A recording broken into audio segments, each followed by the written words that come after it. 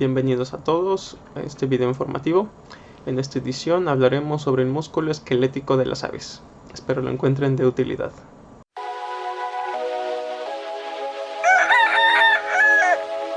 Principalmente debemos conocer que el hueso está conformado por 25% de agua, 45% de minerales como fosfato y carbonato de calcio y 30% de materia orgánica. Su sustancia orgánica proporciona resistencia elástica a los huesos, mientras que su sustancia inorgánica proporciona rigidez y dureza. La estructura de los huesos está formada por tejido óseo compuesto del tejido conectivo, tejido cartilagoso, médula ósea, vasos y nervios. Los huesos se clasifican en largos, de los cuales se predominan el largo sobre el ancho y grosor, como el fémur, el húmero, la tibia, el peroné, el cúbito y el radio. Los cortos son los que son similares tanto en ancho, largo y grosor, como los huesos del tarso, carpo, y estos carecen de cavidad medular y presentan caras, bordes y ángulos. Los planos donde predominante es el largo y ancho sobre el grosor, como la escápula, huesos del cráneo y costillas, y por último los irregulares como las vértebras y huesos de la base del cráneo. Las funciones de los huesos son: proporcionan sostén al cuerpo, permiten el movimiento, protegen los órganos internos, pueden reservar minerales como calcio y fósforo y pueden producir células sanguíneas como la hematopoiesis en la médula ósea. Dividen en esqueleto axial, que comprende los huesos de la cabeza, la columna vertebral, las costillas y el esternón. Mientras tanto, el esqueleto pendicular comprende los huesos de los miembros anteriores y posteriores. Los huesos del cráneo, como su nombre lo indica, son los huesos que rodean el encéfalo y conforman la cavidad craneana. Están formados por dos porciones: la craneal o neurocráneo, que protege y aloja el cerebro y los órganos de los sentidos, y la facial o esplacnocráneo, que forman el esqueleto de la cara. La órbita es la zona de unión de ambos segmentos. Huesos del cráneo y faciales. Las paredes caudal y dorsal del cráneo está formada por el hueso occipital, parietal, interparietal y frontal. Las paredes craneales están formadas por el hueso temporales y esfenoides, y en la parte rostral se aloja el hueso etmoides, y en la porción facial puede dividirse en nasales, maxilares, cigomáticos y mandíbula. Ahora continuaremos con los huesos de la columna vertebral. La columna vertebral está conformada por una serie de huesos que reciben el nombre de vértebras. Consisten en una cara de huesos medios, no pares e irregulares, que se extienden desde el cráneo hasta la extremidad de la cola. En algunos animales adultos, ciertas vértebras se llegan a fusionar para formar una médula ósea simple con la que se articula el cinturón pelviano. Su fácil descripción de la columna vertebral es que se dividen en 5 regiones, que se designa según la parte del cuerpo en la que se sitúa la vértebra. Así, las vértebras se clasifican en torácicas, lumbares, sacras, caudales o coxígeas. Las vértebras de cada región poseen una característica que permite diferenciarlas de las otras regiones. Todas las vértebras típicas poseen un plan común de estructura. Una vértebra está formada por el cuerpo, el arco y el apófisis.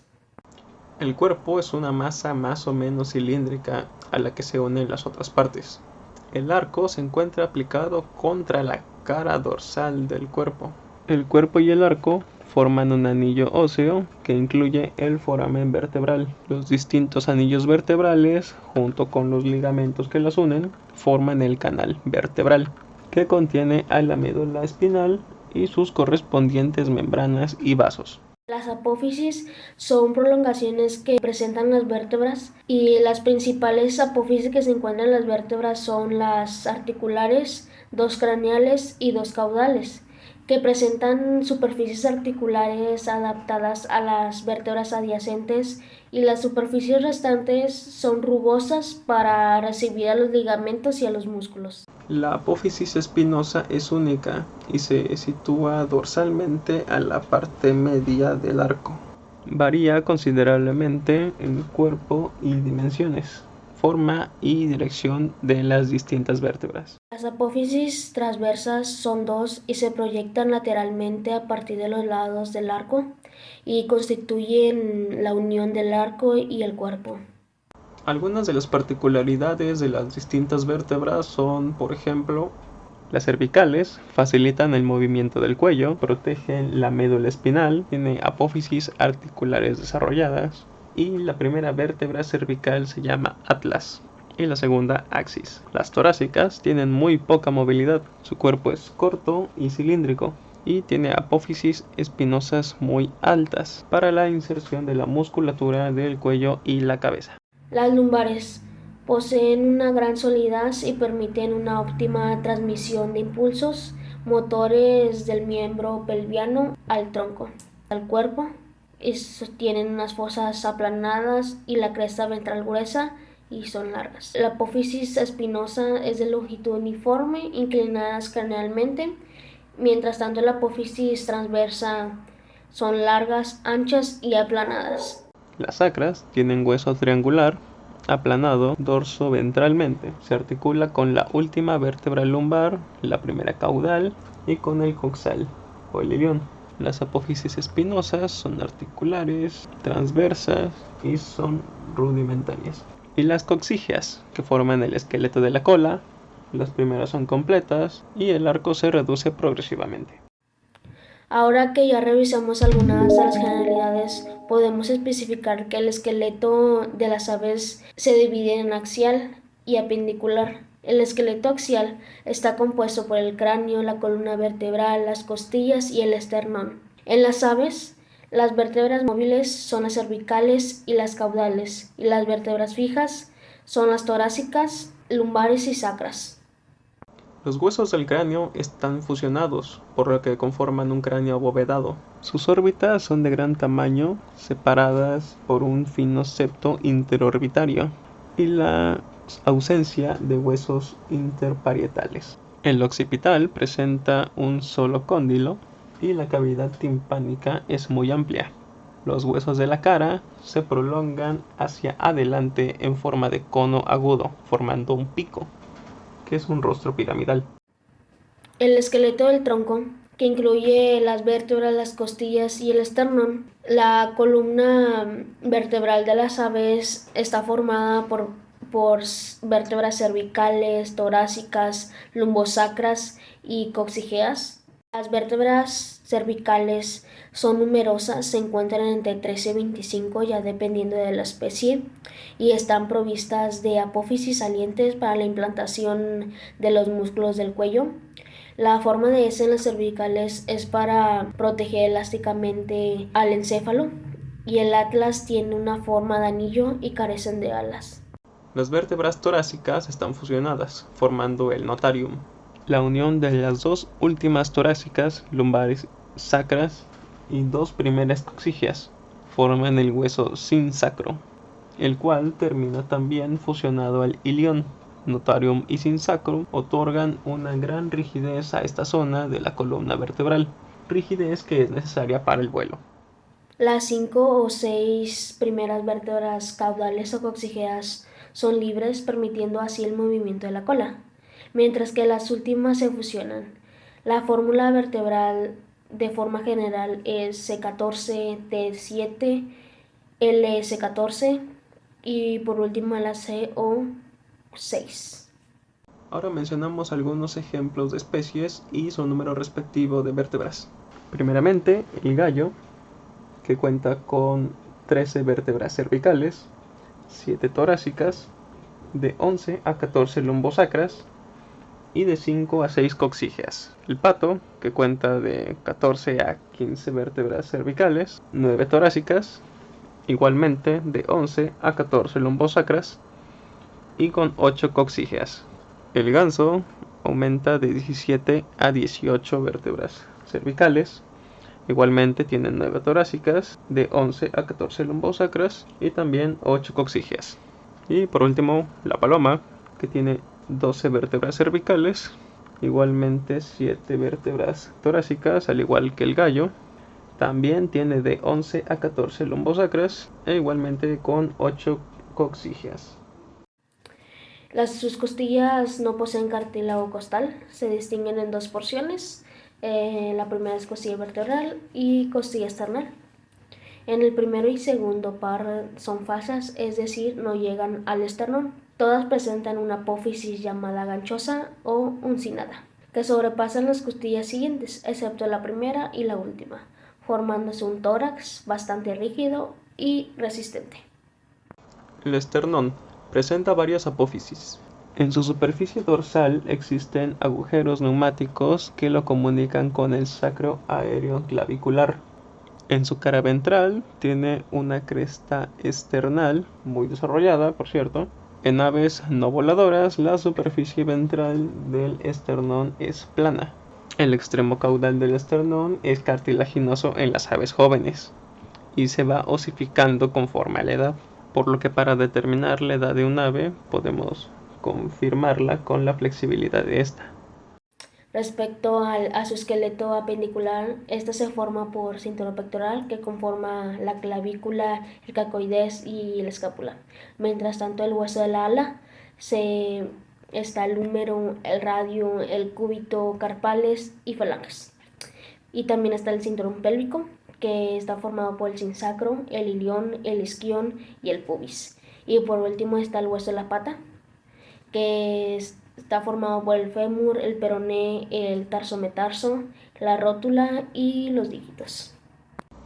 Los huesos del ala están formados por el húmero, el radio, el cúbito, los carpales y las falanges. El húmero presenta una posición horizontal, se articula con la escápula y coracoides.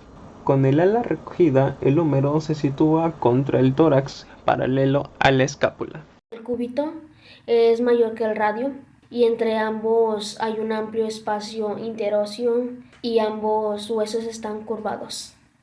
Los huesos del carpo se distinguen en dos filas. En la fila proximal solo están los huesos carpo radial y carpo cubital, mientras que los huesos de la fila distal se fusionan con el metacarpo, incluyendo el llamado carpo metacarpo.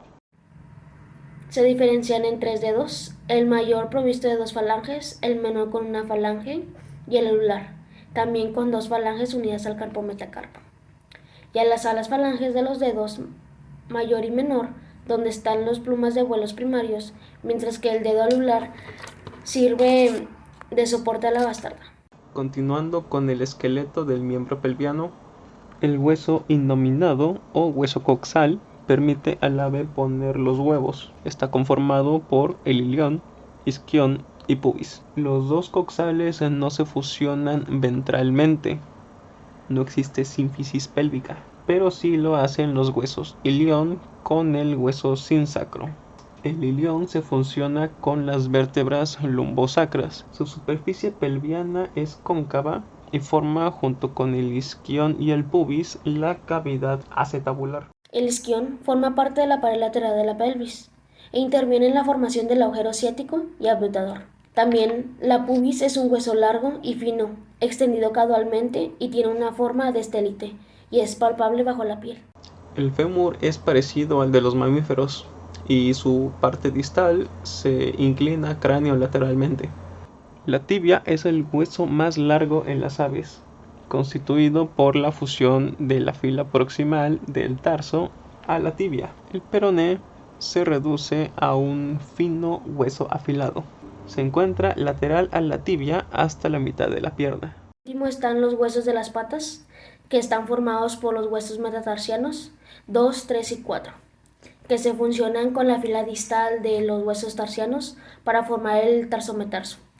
El extremo distal de este termina en un triple tróclea, donde surgen los falanges de los dedos del 2, 3 y 4. Y existe un pequeño metatarsiano 1 que está unido al tarsometarso por ligamentos. Las aves presentan 4 dedos en la pata, del primero al cuarto, provistos de 2, 3, 4 a 5 falanges, respectivamente.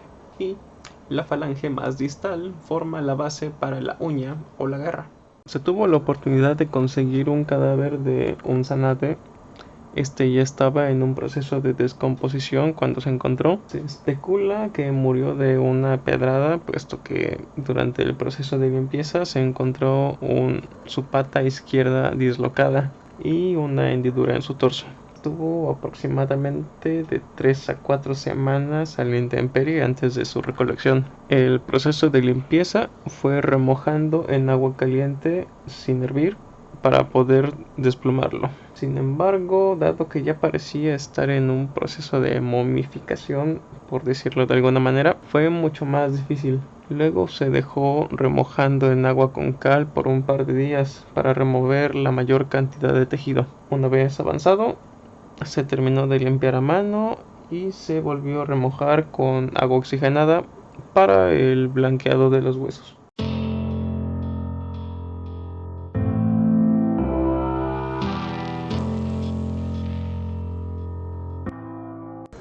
Como se puede observar, cuenta con su esqueleto axial prácticamente intacto, tiene su cráneo abovedado, algunas vértebras que se pudieron rescatar y sus costillas.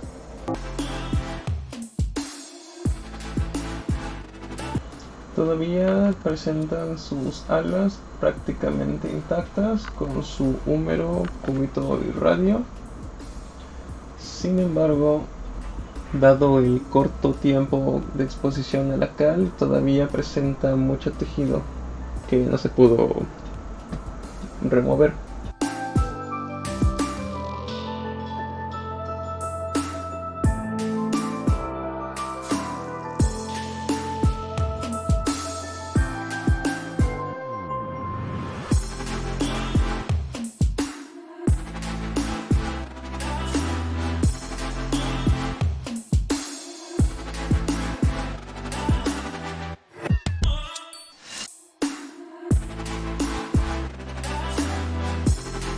Sin mencionar que, dado el tiempo que estuvo en la intemperie, el ejemplar ya no contaba con algunos de sus huesos y otros tantos ya no se pudieron restaurar.